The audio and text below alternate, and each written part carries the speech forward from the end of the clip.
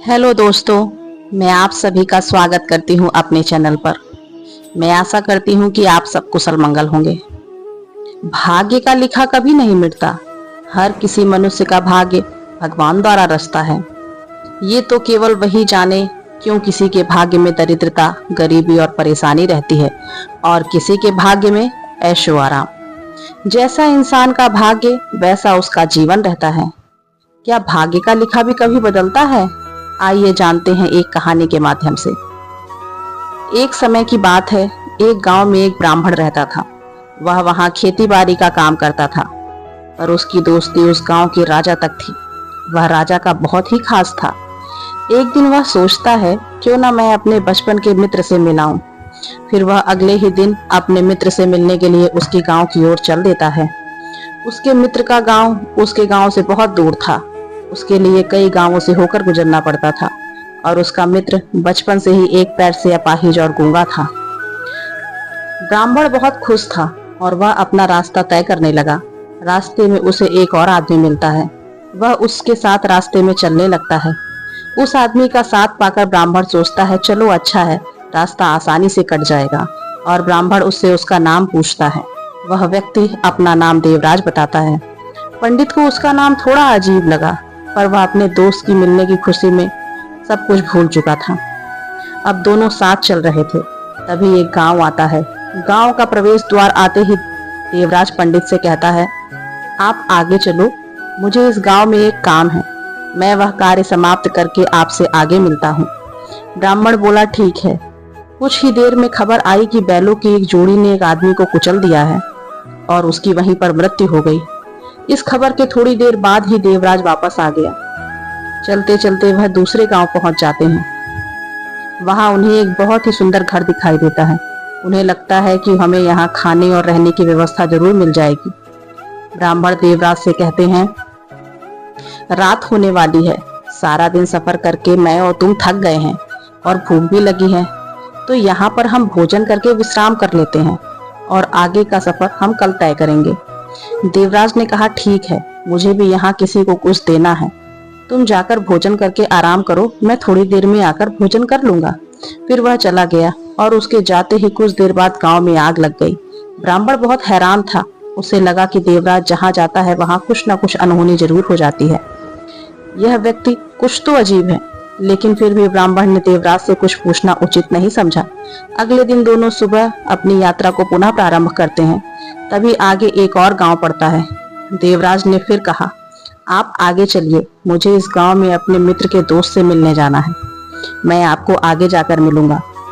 परंतु इस बार ब्राह्मण आगे नहीं गया और वह वहीं रुक गया और देखने लगा कि वह कहाँ जाता है और क्या करता है।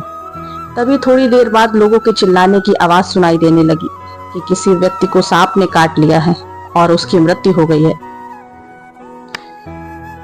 तभी देवराज ब्राह्मण के पास पहुंच गया, लेकिन इस बार ब्राह्मण से रहा नहीं गया।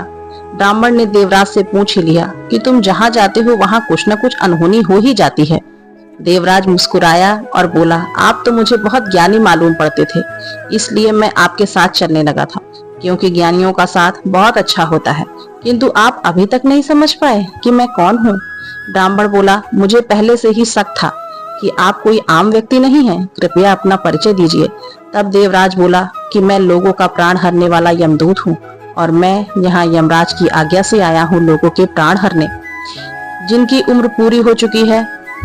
ब्राह्मण को पहले ही इस बात की आशंका थी, किंतु देवराज के मुख से यह बात सुनकर वह थोड़ा घबरा गया और बोला, यदि तुम यमदूत हो तो मेरे साथ क्यों चल रहे हो और अगली मृत्यु किसकी है?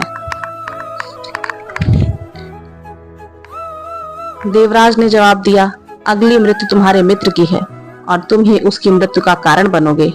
यह बातें सुनकर ब्राह्मण सहम गया और सोच में पड़ गया कि यदि यह यमदूत है तो इसकी बात भी सच होगी और उसके कारण मेरे बचपन के अच्छे मित्र की मृत्यु हो जाएगी। इससे अच्छा है कि मैं उससे मिलने के बजाय वापस अपने घर चला जाऊं। कम से कम मैं अपने मित्र की मृत्यु का कारण तो नहीं बनूंगा। देवराज ने मुस्कुराते हुए कहा, तुम जो सोच रहे हो वह सब मुझे पता है। तुम्हारे मिलने ना जाने से नियति नहीं बदल जाएगी। यह पहले से ही लिखा है और यह आगे कुछ ही पल में घटने वाला है। देवराज के मुंह से यह बातें सुनकर ब्राह्मण को भरोसा हो गया कि यह पक्का यमराज का दूत है, क्योंकि किसी मनुष्य के मन की बात जानना आम इंसान के बस की बात नहीं है। अब पंडित को पूर्ण विश्वास हो गया और वह घबरा गया। वह अपने मित्र को मृत्यु का कारण नहीं बनना चाहता था, इसलिए वह वापस जाने लगा। पर उसने देखा उसका मित्र उसकी तरफ तेजी से चला आ रहा है और वह अत्यंत प्रसन्न है। अपने मित्र को देखकर ब्राह्मण को ऐसा लगा कि वह काफी देर से उसका पीछा कर रहा है, लेकिन वह बचपन से गूंगा और लंगड़ा है, इसलिए वह न ब्राह्मण को आवाज दे पाया, न ही दौड़कर उन्हें पकड़ पाया। लेकिन वह जैसे ही ब्राह्मण के पास पहुंचा, अचानक ही जमीन पर गिर पड़ा और उसकी मृत्यु हो गई। ब्राह्मण एकदम से हक्का बक्का होकर देवराज की तरफ देखने लगा कि यह कैसे हो गया। देवराज ने ब्राह्मण से बोला कि तुम्हारे मित्र पिछले गांव में ही तुम्हें देख लिया था, तुम्हारा पीछा वहीं से कर रहा है। वह गूंगा होने के कारण तुम्हें आवाज नहीं दे पाया और उसने अपनी पूरी ताकत लगाकर तुम तक पहुंचने का प्रयास किया, लेकिन बुढ़ापे में इतनी ताकत नहीं होती है, इसलिए उसे दिल का दौरा पड़ा और उसकी मृत्यु हो गई। ब्राह्मण एक समझदार इंसान था। वह यह जानता था कि मृत्यु पर किसी का वश नहीं है, सबको एक ना एक दिन मरना ही है। यह सोचकर उसने अपने आप को संभाल लिया, पर अचानक ही ब्राह्मण को अपनी मृत्यु के बारे में जानने की इच्छा हुई। ब्राह्मण ने देवराज से पूछा, यदि मृत्यु मेरे मित्र की होनी थी, तुम मेरे साथ क्यों चल रहे थे? देवराज जोर से हंसा और बोला, मैं तो तभी से तुम्हारे साथ चल रहा हूँ। मुझे कोई पहचान नहीं पाता, क्योंकि लोग अपनी समस्या में इतना परेशान रहते हैं। ब्राह्मण ने कहा, तो क्या तुम यह बता सकते हो कि मेरी मृत्यु कब और कहाँ होगी? देवराज ने कहा, हालांकि किसी सामान्य व्यक्ति के लिए अपनी मृत्यु के बारे में जानना ठीक नहीं है, क्योंकि कोई भी हो वह अपनी मृत्यु के बारे में जानकर दुखी तो हो ही जाता है, परंतु तुम मुझे ज्ञानी मालूम होते हो। जिस प्रकार तुमने अपने मित्र के मृत्यु को सहन कर लिया है, तुम अपनी मृत्यु की बात सुनकर दुखी नहीं होगे। तो तुम्हारी मृत्यु आज से ठीक 6 महीने बाद किसी दूसरे राज्य में फांसी लगने के कारण होगी और तुम स्वयं ही खुशी से उस फांसी को स्वीकार कर लोगे। इतना कहकर देवराज वहां से चला गया। अब ब्राह्मण को अपने मित्र का क्रियाक्रम किया और वह वापस अपने गांव आ गया। लेकिन कोई व्यक्ति कितना भी ज्ञानी क्यों ना हो, वह अपनी मृत्यु के बारे में जानकर दुखी हो ही जाता है और बचने के उपाय ढूंढने लगता है। तो ब्राह्मण भी बचने के उपाय खोजने लगा। उसकी पहचान उस राज्य के राजा तक थी। ब्राह्मण ने सोचा कि मुझे राजा के पास जाना चाहिए। राजा के पास कई ज्ञानी मंत्री हैं जो मुझे इस समस्या का उपाय बता सकते हैं। राजा ने अपने मंत्रियों की सभा बुलाई और ब्राह्मण की समस्या सबको बताई। सभी ने कहा ब्राह्मण को 6 महीने के लिए कहीं नहीं जाना चाहिए। राजा ने उससे रहने की पूरी व्यवस्था कर दी। वह महल में ही एक कमरे में रहने लगा। वह कहीं भी बाहर नहीं निकलता था। ब्राह्मण से कोई भी मिल सकता था, परंतु बिना राजा की आज्ञा के नहीं। परंतु ब्राह्मण कहीं भी आ जा सकता था, ताकि उसे ऐसा न लगे कि वह कहीं कैद में है। धीरे धीरे दिन बीतते रहे और महीने गुजर गए। ब्राह्मण की मृत्यु का दिन भी नजदीक आ गया।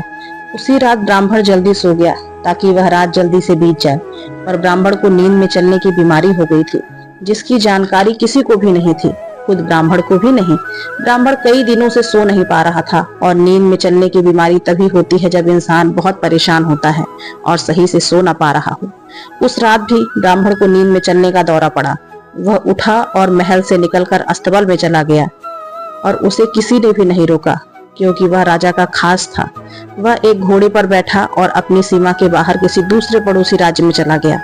इतना ही नहीं, उस दूसरे राज्य के महल में चला गया, और लोगों की रात्रि के अंतिम प्रहर का समय था, जिस कारण सभी लोग गहरी नींद में थे और ब्राह्मण को किसी ने भी नहीं रोका। वह ब्राह्मण सीधे राजा के शयन कक्ष में गया और वहां जाकर सो गया। सुबह हुई, राजा ने ब्राह्मण को रानी के बगल में लेटा हुआ देखा। वह बहुत ही क्रोधित हुआ। ब्राह्मण को कैद करने का आदेश दे दिया और उसे गिरफ्तार कर लिया गया। मगर ब्राह्मण को कुछ समझ में नहीं आ रहा था कि वह यहाँ कैसे पहुंच गया। ब्राह्मण को राज दरबार में पेश किया गया। ब्राह्मण को देखकर राजा इतना आग बबूला हो गया कि उसे तुरंत फांसी पर चढ़ाने की सजा सुना दी। फांसी की सजा सुनकर ब्राह्मण डर गया, और फिर भी उसने थोड़ी हिम्मत की और राजा से बोला, हे महाराज, मैं नहीं जानता कि मैं यहाँ कैसे आपके महल में पहुंच गया, कैसे आपके शयन कक्ष में पहुंच गया, और आपके किसी भी पहरेदार ने मुझे रोका क्यों नहीं। पर मैं पहले से ही जानता था कि आज ही के दिन मेरी मृत्यु होने वाली है। महाराज ने पूछा, तुम्हें कैसे पता चला कि आज तुम्हारी मृत्यु होने वाली है? उसने 6 महीने पहले हुई सारी बातें राजा को बता दी। राजा को लगा कि कहीं यह अपनी जान बचाने के लिए झूठ तो नहीं बोल रहा है। तब राजा बोला, अगर तुम्हारी बात सत्य है तो मैं तुम्हारी मृत्यु का कारण नहीं बनूंगा, लेकिन अगर तुम्हारी बात असत्य निकली तो तुम्हारी मृत्यु आज निश्चित है। जिस राज्य से वह आया था उस राज्य का राजा इस राजा का बहुत ही अच्छा मित्र था। राजा ने तुरंत अपने सैनिक को पड़ोसी राजा के पास भेजा और सत्यता का प्रमाण मांगा। सैनिक शाम तक लौटकर वापस आ गए। उन्होंने राजा को बताया, महाराज, ब्राह्मण जो कुछ भी कह रहा है वह सब सत्य है। पड़ोसी राज्य के राजा ने ब्राह्मण के रहने की व्यवस्था पिछले 6 महीने से की हुई थी। ब्राह्मण राजा का खास मित्र है। वह यहाँ कैसे पहुंचा इस बात की जानकारी किसी को नहीं है। तब राजा को लगा कि इसे फांसी देना उचित नहीं होगा, परंतु राजा ने गुस्से में उसे फांसी की सजा सुना दी थी। अब यह एक नई समस्या थी कि यदि राजा उसे फांसी नहीं देता तो राजा की बात का अपमान होता, और यदि फांसी दे देता तो उसे निर्दोष को सजा मिल जाती। राजा ने अपने सलाहकारों से बात की और उन्होंने कहा कि महाराज, ब्राह्मण को एक कच्चे सूत के धागे से फांसी दी जाए, जिससे आपका वचन भी बना रहे और उसे मौत भी ना हो। राजा को यह सुझाव पसंद आया, तो यह तय था कि अब ब्राह्मण को फांसी एक कच्चे सूत से दी जाएगी। कच्चे सूत के धागे का फांसी का फंदा बनाया गया और नियम के अनुसार ब्राह्मण को फांसी पर चढ़ाया गया। सभी लोग बहुत खुश थे कि ब्राह्मण नहीं मरेगा और न ही राजा का वचन खाली जाएगा। ब्राह्मण भी बहुत खुश था कि सूत के धागे से तो किसी की मृत्यु नहीं हो गई, इसलिए वह खुशी खुशी उस पर चढ़ने को तैयार हो गया, जैसा कि देवराज ने भविष्यवाणी की थी। जैसे ही ब्राह्मण को फांसी दी गई, सूत का धागा टूट गया और टूटने से पहले उसने अपना काम कर दिया। ब्राह्मण की गले की एक नस कट गई थी। ब्राह्मण जमीन पर तड़प रहा था। देखते ही देखते उसकी मृत्यु हो गई। सभी लोग बड़ा आश्चर्यचकित थे। किसी को विश्वास नहीं हो रहा था कि कच्चे सूत के धागे से भी किसी की मृत्यु हो सकती है, परंतु नियति ने अपना काम कर दिया। देवराज की भविष्यवाणी सत्य हुई। श्रीमद् भागवत गीता में श्री कृष्ण जी ने कहा है, जो होने वाला है वह होकर रहता है। हम चाहे कितने भी जतन कर लें, लेकिन घटना और घटना की प्रणाली पहले से ही तय होती है। राधे राधे।